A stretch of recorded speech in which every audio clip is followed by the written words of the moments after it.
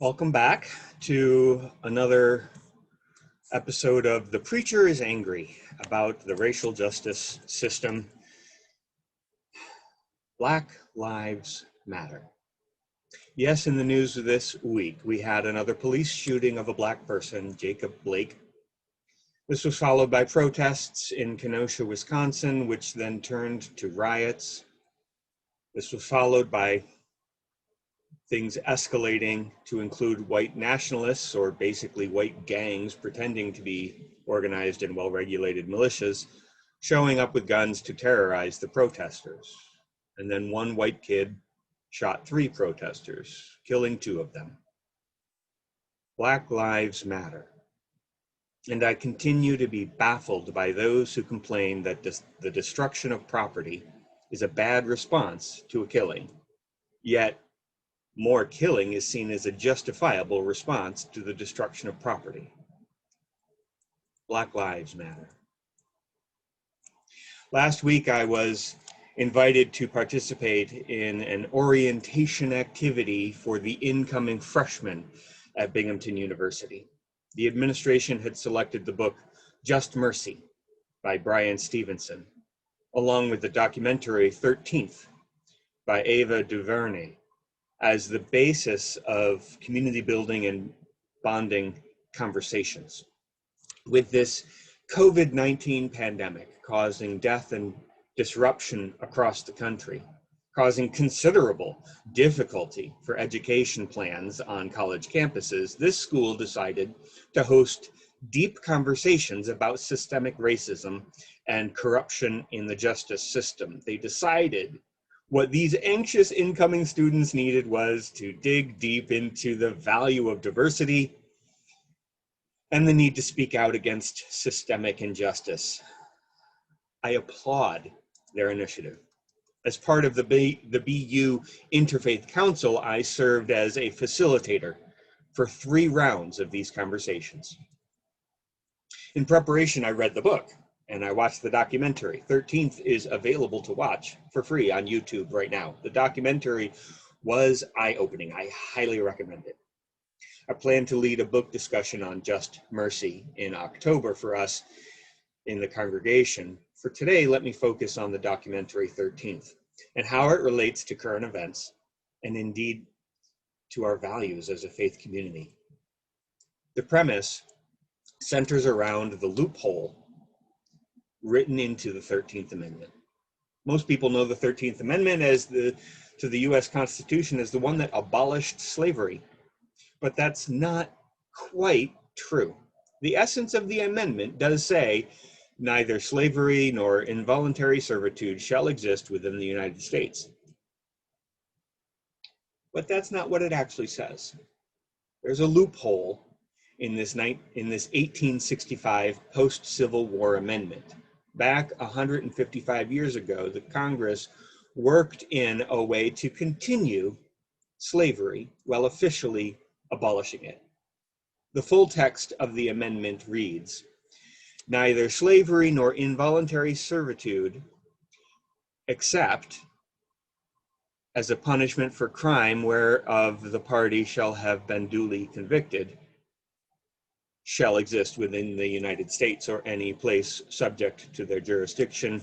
Congress shall have the power to enforce this article by appropriate legislation." Involuntary servitude or slavery continues as an American institution through our prison system. And I hope no one is surprised by the statistics showing the rise from roughly 350,000 people incarcerated in 1970 to over 2.3 million in 2016. 2.3 million. That 0.3, that's where we were 50 years ago.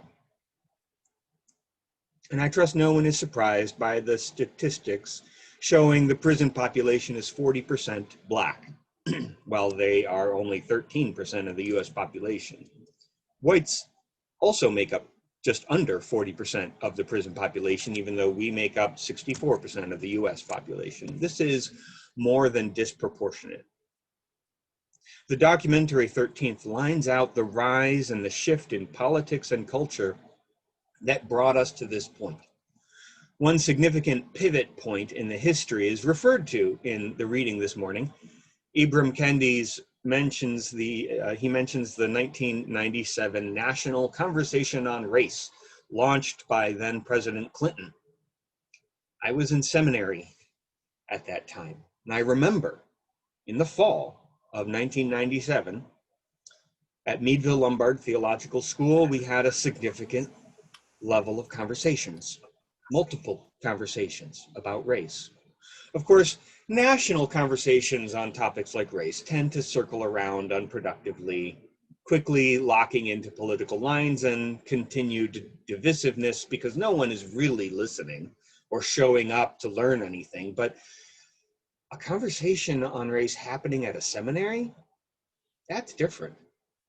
We had symposiums and special guest lecturers. We were all there to listen, to contribute, to learn.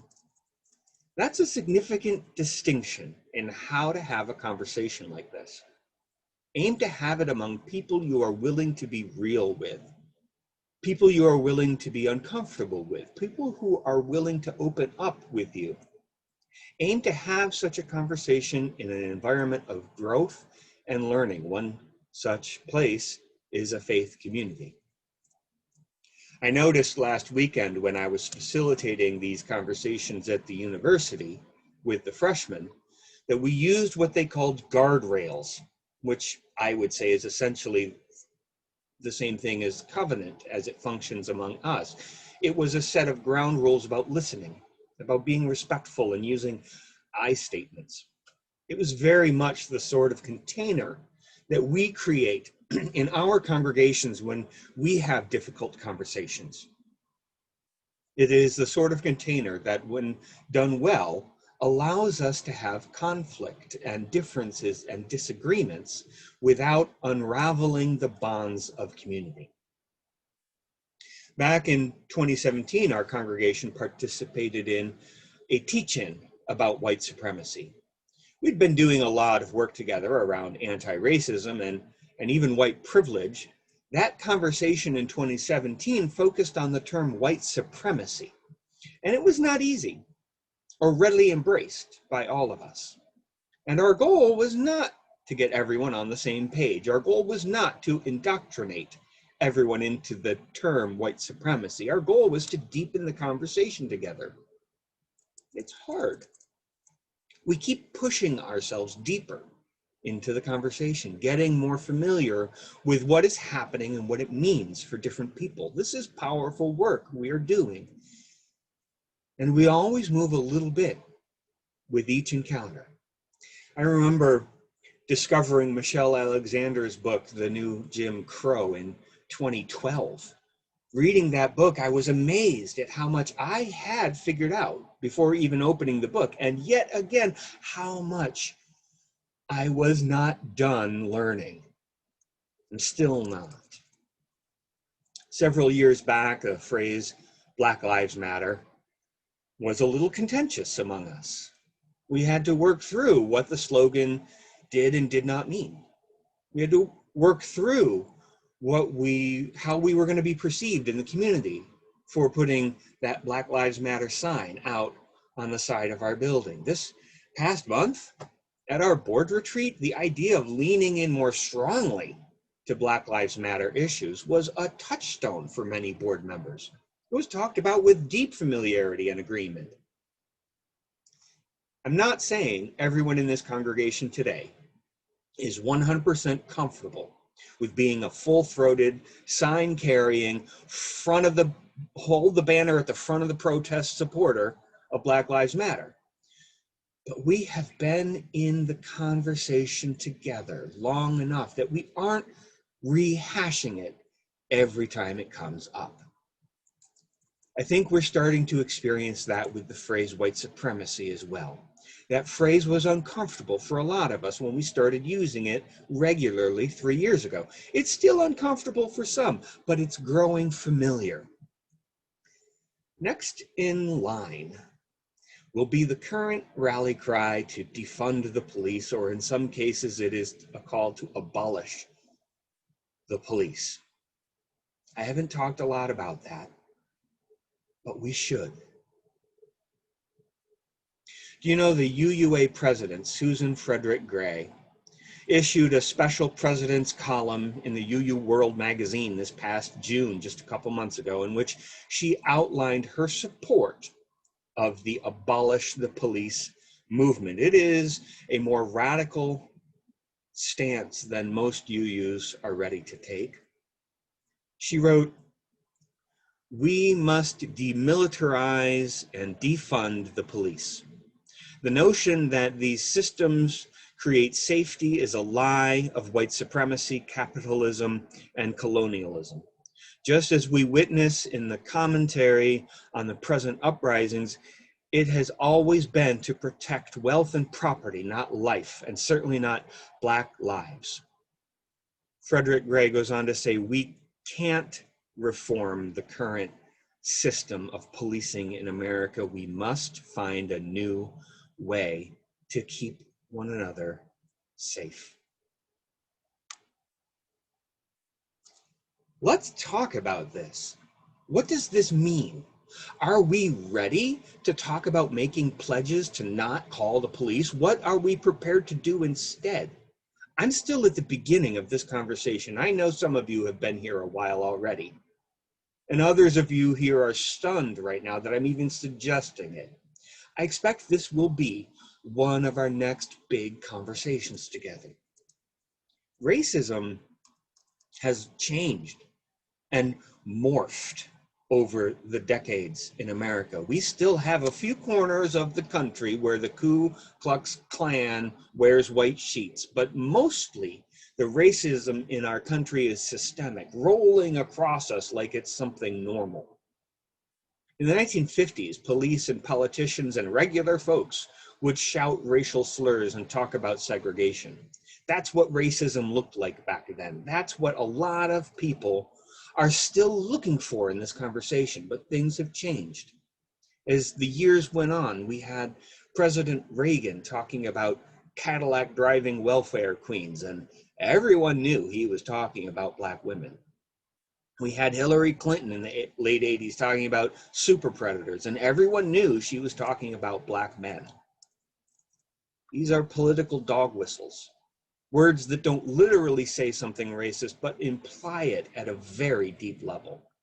Trump's rhetoric is practically nonstop dog whistles. Good people on both sides. Chinese virus.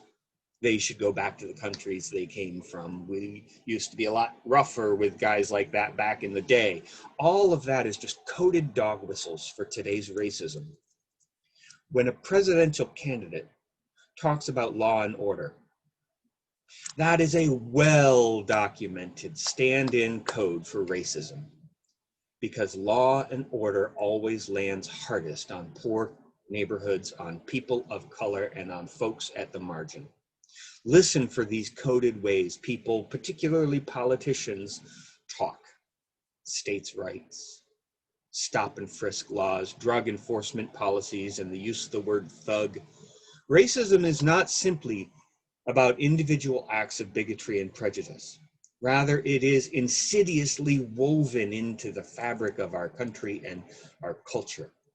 Spend less time on that one white kid with an AR-15 walking unmolested past the cops after murdering 2 people in front of dozens of witnesses. Spend more energy on what systems are supporting that scenario to take place in the first place. The big piece I keep coming back to is the systemic element in all of this.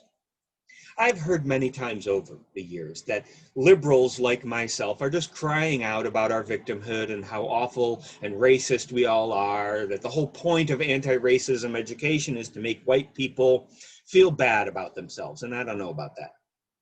I just don't know about that. I mean, yes, there is good work to be done through education and self-reflection. But if the big thing people come away with is just feeling guilty, it seems like we've just wasted a lot of time for nothing. What is actually going to help?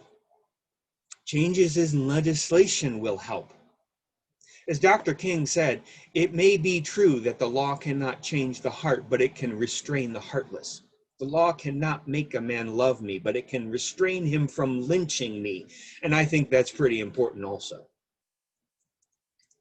That's essentially what the racists are doing in our country today, just in reverse. They are being pragmatic about it. They're pushing for legislation that has the impact without needing it to be specifically racist.